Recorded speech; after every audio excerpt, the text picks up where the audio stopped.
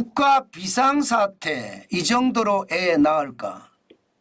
지금 윤석열 정부가 저출생에 대한 심각한 문제를 인구 국가 비상사태다 이렇게 선언을 했거든요. 그거 사실이거든요. 진짜 대한민국은 인구가 줄어드는 속도가 너무 빨라서 국가 비상사태라고 선언하기에 충분합니다. 여러분 이거 한번 보세요. 0세에서 4세 인구 현황입니다. 북한보다 적습니다. 5만 명이나 적어요. 대한민국은 165만 명이고요. 북한은 170만 명이에요. 북한보다 인구가 적을 정도면 여러분 이거 말 다 했죠. 이게 2021년 기준이거든요. 지금 2024년이에요. 계속해서 이렇게 북한보다가 인구가 줄어서 이렇게 간다는 것은 어떻게 생각하면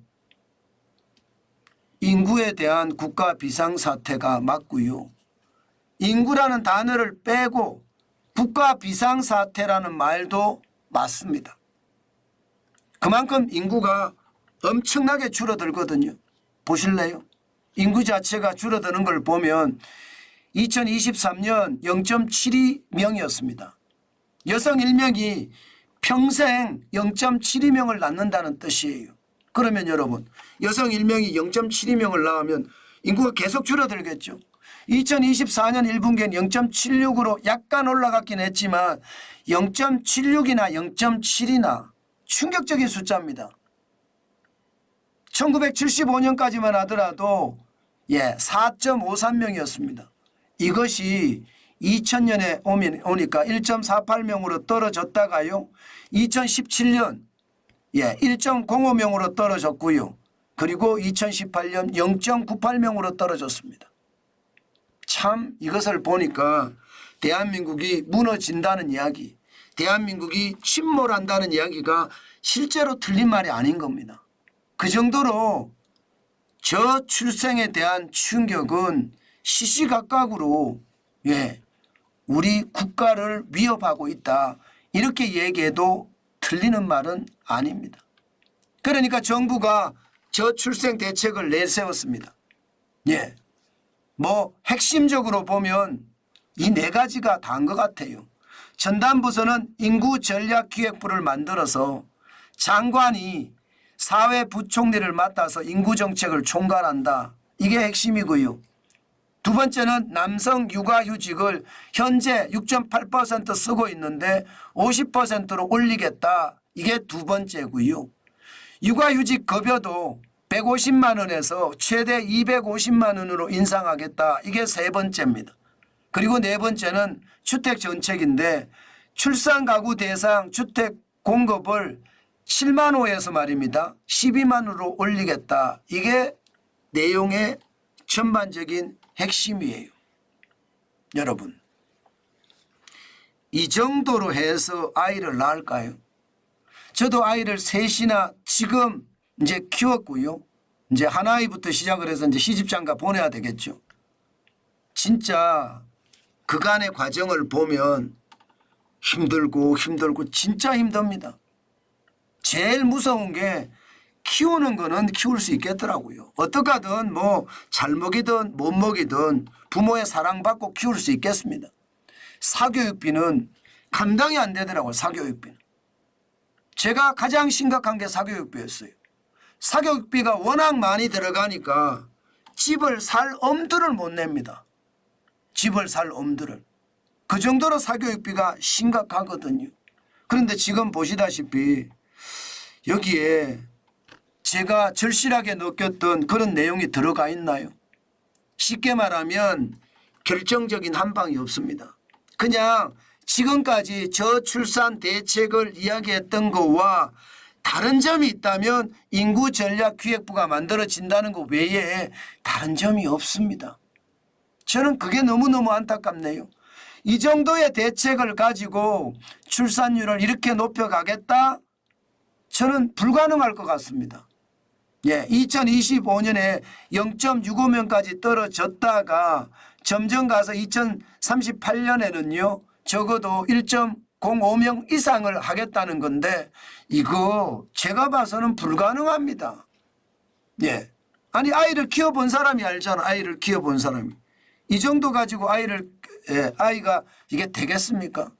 저는 이게 중요한 게 아닌 것 같아요. 남성 육아휴직을 6.8%에 50% 올린다고 하는데 사실 뭐 지금 세대와 제 세대는 다를 수 있겠지만 육아휴직을 준다고 하더라도 아이를 오래 볼 수 있는 그런 상황이 될까요? 마음은 콩밭에 가 있는데 당장 말입니다. 직장에서 승진에 대한 생각도 해야 되거든요. 그런데 아이 키운다고 육아휴직을 쓰겠다? 이거 쉽지 않거든요. 쉽지 않습니다. 저는 이렇게 말입니다. 피상적으로 정부의 어떤 강요에 의해서 저출생 대책을 만드는 것은 의미가 없다고 생각합니다. 결정적인 한 방을 주는 것은 저는 당연하다고 생각해요. 예산만 말입니다. 지난 18년간 380조나 썼고 작년에도 48조 2천억 원을 썼습니다. 그러면 이 예산들을 제대로 쓸게 해야 된다는 거예요. 결정적인 한 방이라는 게 부영에서 보여줬잖아요. 부영에서 출산 장려금 자녀 1인당 1억 지급합니다. 1억. 쌍둥이 자녀를 낳으면 2억 지급합니다. 2억. 이런 결정적인 한 방이 있어야 되잖아요. 이런 결정적인 한 방. 결정적인 한 방이 없어요. 돈은 어마무시하게 씁니다. 18년간에 380조 원을 투입해서 돈을 썼어요. 그런데 여러분 저출생이 개선이 됐나요? 전혀 개선이 되지 않았습니다. 2015년에 1.21명이었던 저출생 문제가 2023년에는 0.72명까지 떨어졌잖아요. 돈을 쉽게 말하면 헛된 데 쓴다는 겁니다. 이게 저출생에 확실하게 포커싱을 맞춰서 이게 여러분 돈을 써야 되거든요. 그렇지 못하고 엉뚱한 데다 다 쓴다는 거예요. 여러분들이 한번 생각을 해보자고요. 아이를 낳을 때 뭐 돈이 없어서 못 낳는다는 아니에요. 육아가 쉽지는 않습니다. 그러면 육아를 할 수 있는 도우미를 공급을 해준다는 거. 이거 굉장히 중요하거든요. 정부의 지금 같은 도우미 정책은 저리 가라에 저리 가라. 그런 정책 가지고 안 낳습니다. 게다가 말입니다. 아이를 이제 키우고 그다음에 사교육비거든. 사교육비에 대한 문제하고요. 이게 초등학교 요때 말입니다. 그리고 유치원 요때 돌봐줄 사람이 필요합니다. 돌보미가 필요한 거죠. 이것도 문제고요.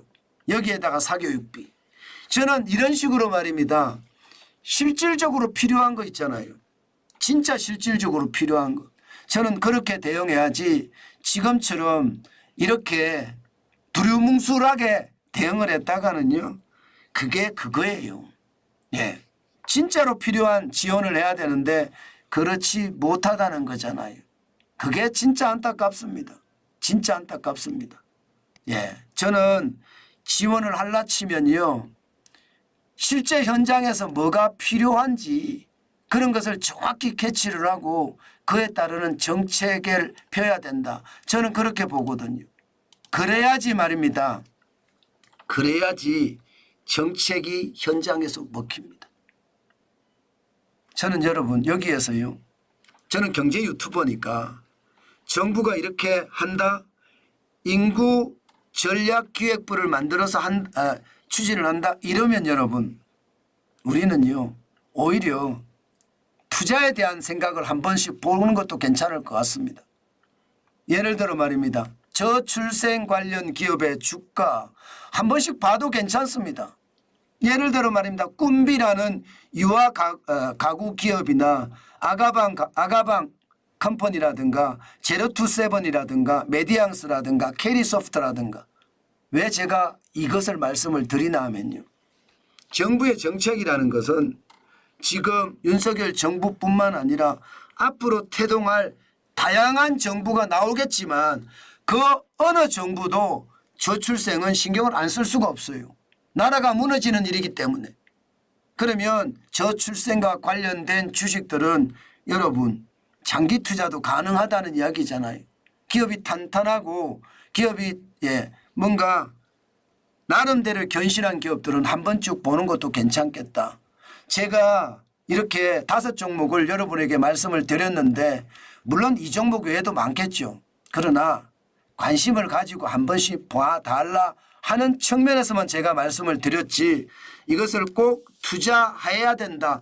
그런 뜻으로 제가 말씀드린 것은 아니라는 거 다시 한번 제가 말씀을 올립니다.